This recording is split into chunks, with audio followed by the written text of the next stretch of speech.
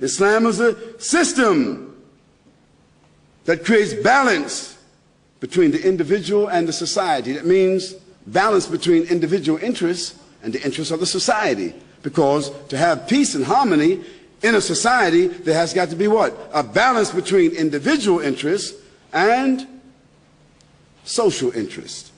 Islam is a religion of peace.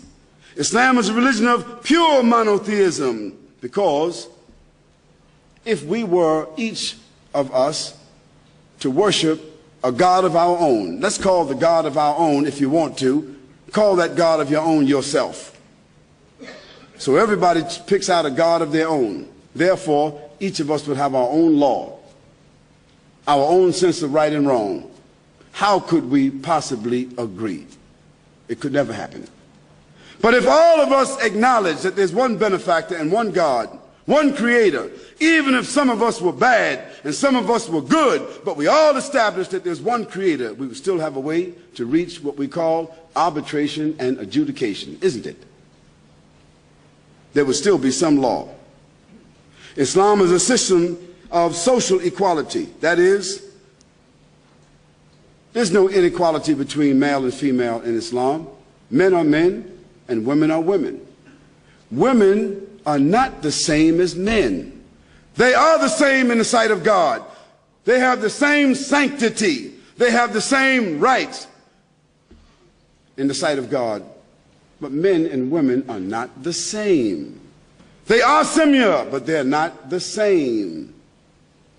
Their anatomy is different, even if they want to exchange parts. Still, it provides a psychological problem.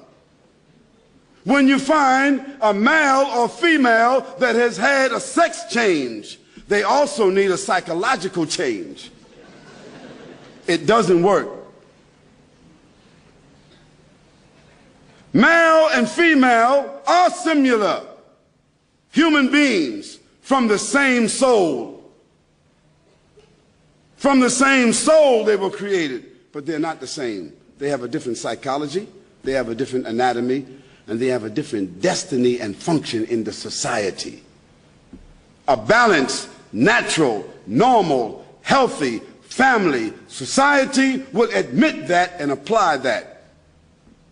Although the Supreme Court of the United States and the House of Lords, the House of Commons, whatever they call them in Great Britain, and I don't know what do you call it here, but in the Western civilizations now, they accept that somehow or another a healthy family can be two women that marry, two men that marry, and adopt children. They call it a nuclear family. What does that sound like?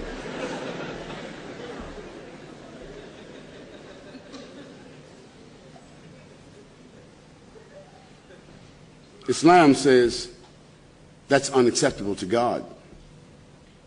Abraham, Moses, David, Solomon, John the Baptist, Jesus Christ, all the prophets of God who came from God with a pure message, they said that that is wrong, that is ungodly, that is immoral. Now, I believe them.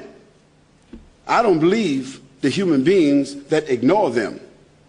And the result of those that don't heed the message of those prophets is disease, deformity, imbalance, dysfunction, disparagement, inevitably despair, suicide. That's what happens to those kinds of people. Check their lives out in the long run. It doesn't work. Islam is a system that encourages and promotes knowledge and science. Islam is a system that strikes the balance between individualism and socialism. Islam eliminates religious excess and ritualistic innovation. Islam is a religion which is against religious intolerance and extremism. We cannot say that a person is, we could say a person is a Muslim extremist, a Christian extremist, a Muslim criminal, a Jewish criminal, a Christian criminal. We could say that. But we cannot say that Islam is an extremist religion, because Islam by definition means a law that Almighty God has established for equity between the human beings, which is surrender and submission to His will, and God is not an extremist. And we cannot indict Jesus Christ for what Jim Jones did. We cannot indict Jesus Christ for what Charles Manson did. And he said he was the coming back of Christ. We cannot indict Jesus Christ for what Hitler did. We cannot indict Jesus Christ for what Timothy McVeigh did. Then how can we indict Islam for what perhaps some Muslims do? It's only fair. What's good for the goose is good for the gander. You heard that before. What's good for you has to be good for me. To be equitable, you can't say one thing for Muslims and another thing for Christians. That's not fair.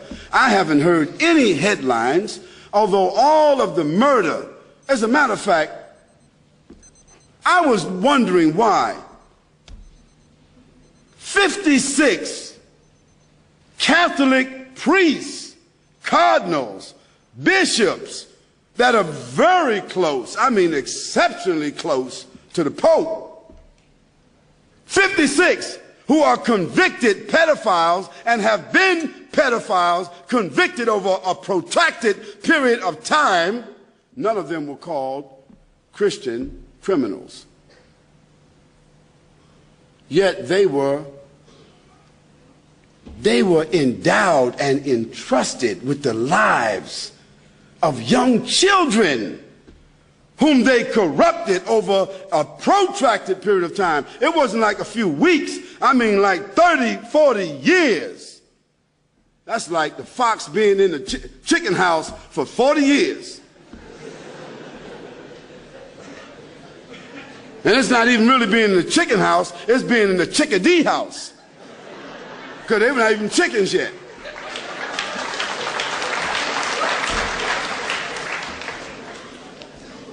But not one headline said Christian criminals. As a matter of fact, they doctored it up as if they needed some kind of psychological help. It was a little mistake, and we just need to work this thing out a little bit. And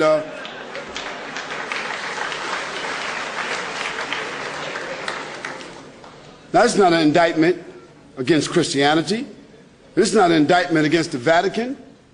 Those were just some people who were entrusted with religious sanctity.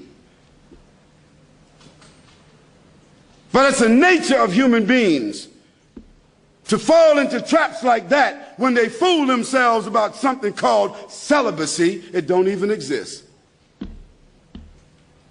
Don't even try to be celibate. Don't even try to tell me that.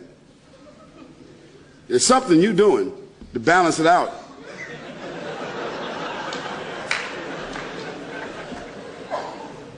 Now, Islam is a real religion. Islam says no celibacy. Whether you want to be a Muslim minister or you want to be a woman that want to give herself to God, you still need a husband if you want to make a family. That's what Islam says, because Islam is a religion of clear moral, social balance, and rationale. Islam is a religion of pure and wholesome moral principles. Yes, in Islam, alcohol, drugs, fornication, adultery, gambling, illicit sex, sodomy, child molestation, pornography, all of this is considered to be immoral and unlawful. Straightforward, Islam says. We don't dilly-dally about it. We don't have to do no voting about it. It's not a matter of individuality. 567 million abortions in Islam is considered to be murder. That's what we call it. That's what the Quran calls it. A life that you do not own, you do not have a right to take because you made a mistake. If you wanted to have free sex, you should know when you get pregnant that it's not free.